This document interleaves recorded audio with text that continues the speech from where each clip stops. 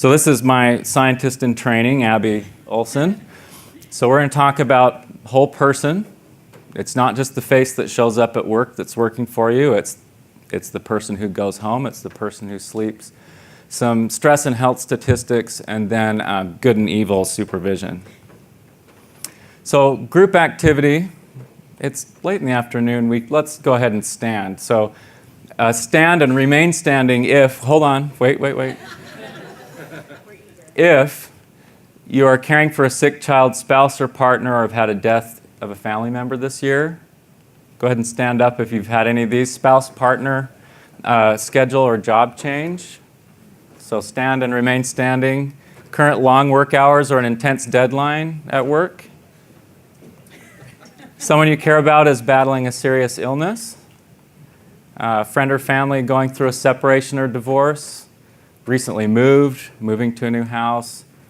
Car transportation problems. Okay, this last one has got to get everybody on their feet. You've had a text or call from home today.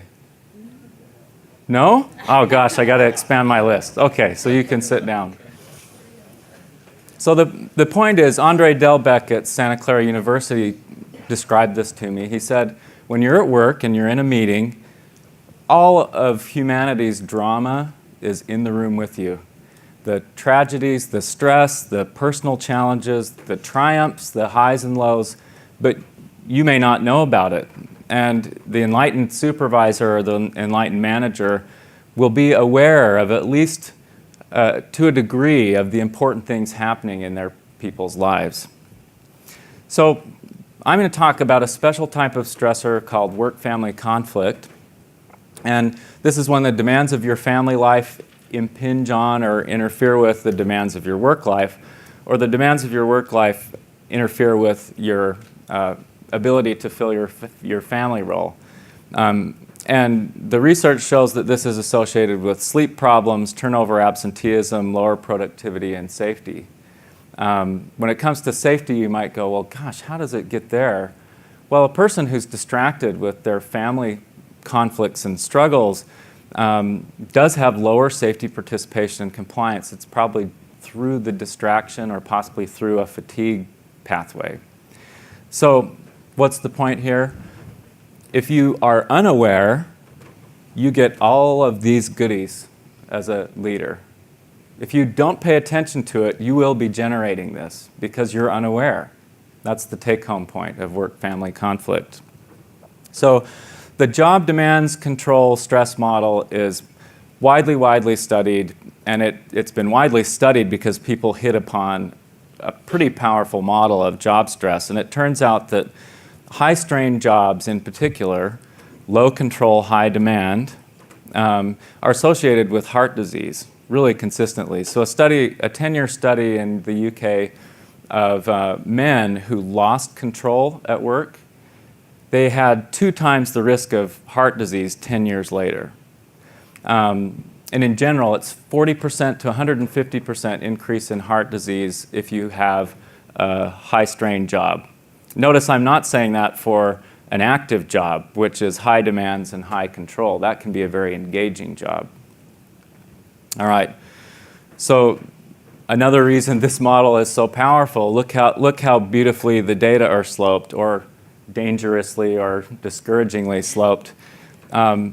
This is our high-strain job right here.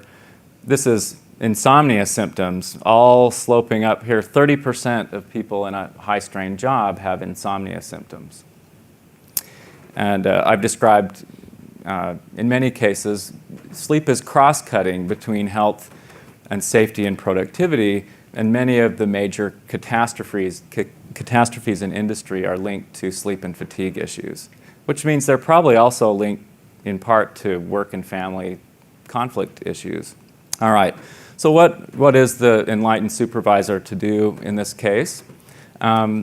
Leslie Hammer has outlined 4 types of family supportive supervisory behaviors, and these are not just family if you have wife, kids, or partner kids, partner dog.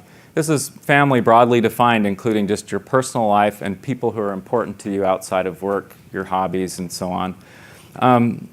Practical support is just doing things that are functional or helpful for your people, schedule changes, flexibility, arranging for resources, doing things that are structurally or practically important.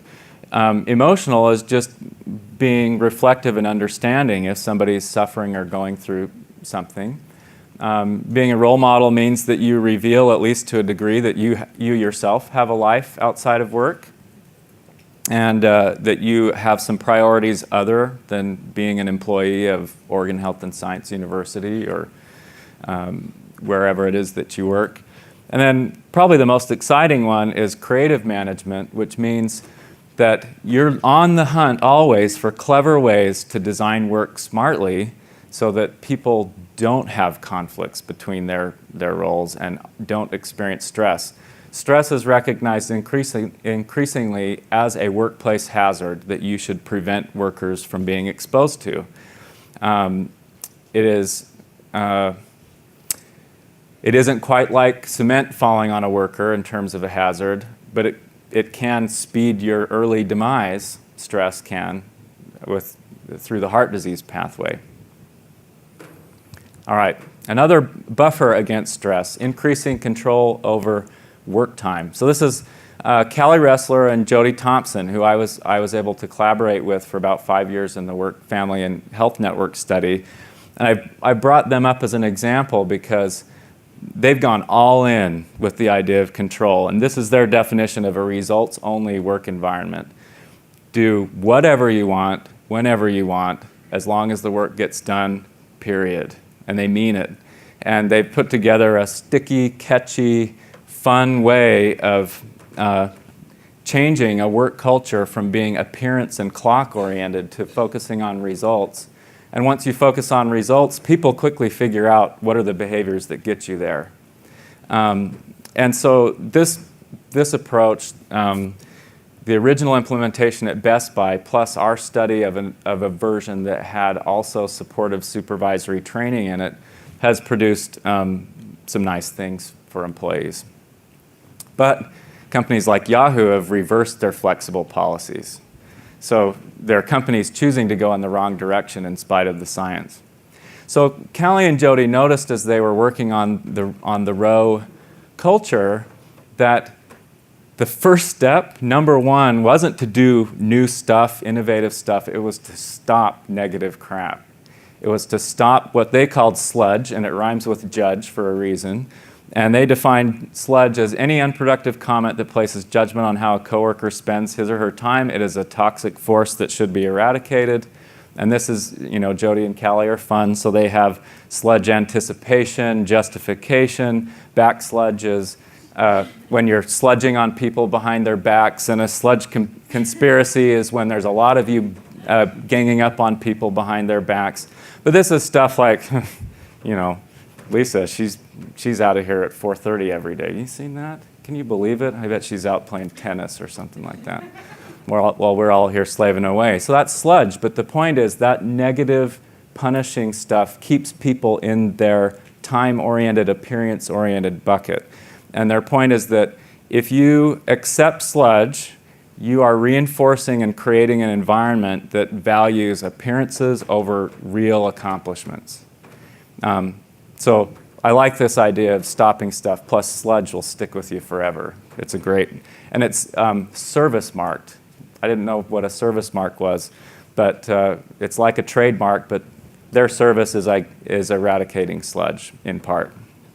So to take the focus off of time and onto results, a thing that you can do to eliminate sludgy stuff, sludgy judgments, negative judgments, I'll share with you. So imagine you have an employee who's one of your stars, recently had a baby, and now is working from home much more often. And you overhear somebody saying, gosh, Mary is showing up whenever she wants these days. I hardly see her at all. Your response can be, you overhear, step in and just say, is there anything you need from Sharon that she hasn't gotten to you? Or is there anything I can do to help you? And in fact, that's one of the best ways to help reduce all this stuff, is to just check in with people regularly and say, hey, is there anything that you need for me to get your work done? And that'll help buffer against this type of stress. And I end here with some fabulous, hardworking members of my team, including a young mother, Sharon Thompson, who are almost never in the office, but always busting their tails. So tuned in, Unevil Supervisor does this stuff. Focused on results, not appearances. Doesn't foster toxic judgments. No blind policy cop. In the trenches. Continually looks for smarter ways of working and regularly asks, what can I do to help you get your work done? Thank you very much.